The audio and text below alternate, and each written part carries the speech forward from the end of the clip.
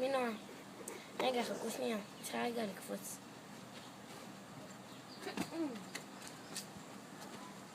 ואני ממליצה על הספר, אסור לדבר על זה. נכון לכותב את זה לכם, נכון זה לשמוע מעניין. מאת נעמי שי. את הספר יראה איה גורדנוי. אתם יודעים שחושבים על השם הזה? זה נשמע שם מאוד מאוד יפי, כי יש בו נוי, ונוי זה יופי, וגם הציורים שלה יפים. אז אם נוי זה יופי, והציורים שלה באמת יפים, כי היא נגעה במילים, והוציא את זה למציאות, אז בגלל זה אני הבנתי למה קוראים לה נוי, כי נוי זה יופי. טוב, אני לא אחפור לכם אליה, אז בואו נמשיך. הספר עניין אותי מאוד, בגלל שהיה בו חלק מרגש, שסיפר סוד מן העבר. סוד מספר על בתיה, שהייתה בשואה. תקופה קשה אז הייתה. כאשר הייתה ילדה והנאצים חטפו את אביה ותימה. זה לא לגיטימי שהנאצים באמת עשו את זה. אבל בואו נחזור לעניין שלנו. הייתה להם שכנה טובה שקראו לה מריאנה, והיא אמצאה את בתיה והצילה אותה. אחרי זמן מסוים, מריאנה צריכה לשלוח אותה לבית יתומים, כדי שהנאצים לא יגלו אותה, וגם לא יפגעו במריאנה. אחרי המלחמה בתיה עלתה לארץ ישראל, והדודים שלה המציאו אותה כבת. לדודים הייתה בת משלהם, ששמה רותי.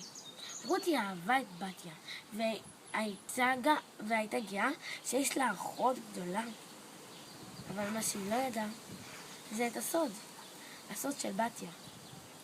האירוע המעניין בספר, רגע חשיפת הסוד בפני החבר הטוב של רותי, דודי.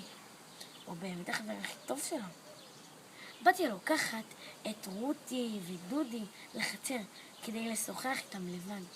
בתיה חושבת לעצמה, רגע, אולי הם יכעסו עליי על זה שלא גיליתי להם את הסוד? רגע, וגם מה אם הם ישאלו אותי שאלות שהן קשות ואני לא אוכל לענות להם עליהן? אני לא יודעת. המסרים שהשפיעו עליי בספר הם שבתיה באה מהשואה, ואיך היא צריכה לשמור את הסוד הזה בכלל. ואני מרגישה אחרי קריאת בספר שלא כדאי לשמור סודות כאלה כי הם עושים הרגשה לא טובה והם כבדים בבטן.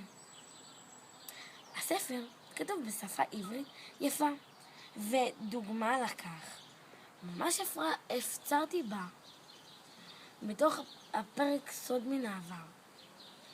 ממש הפצרתי בה. מעניין מה זה אומר. אני לא יודעת, אבל אם תקראו את הספר אולי תבינו. ויש עוד אחד. זה היה קשה מאוד, כמעט פרצתי בבכי.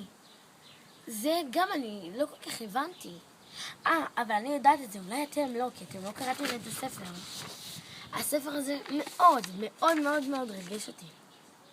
בנוסף יש תיאורים שונים, תחושה אמיתית לדברים. תקעתי את רגלי עמוק בחול ושתקתי. זה נותן לי באמת תחושה שבאותו שנייה שאני קוראת את זה, אז אני ממש מכניסה את הרגליים שלי והחול קפוא, ואני שותקת. לסיכום, אני מאוד ממליצה על הספר הזה. ספר טוב, כיפי, נעים, לקריאה. אני רק אומרת לכם משהו קטן. כדאי לכם לשים לידכם טישו, שלא תפקו לי בדרך.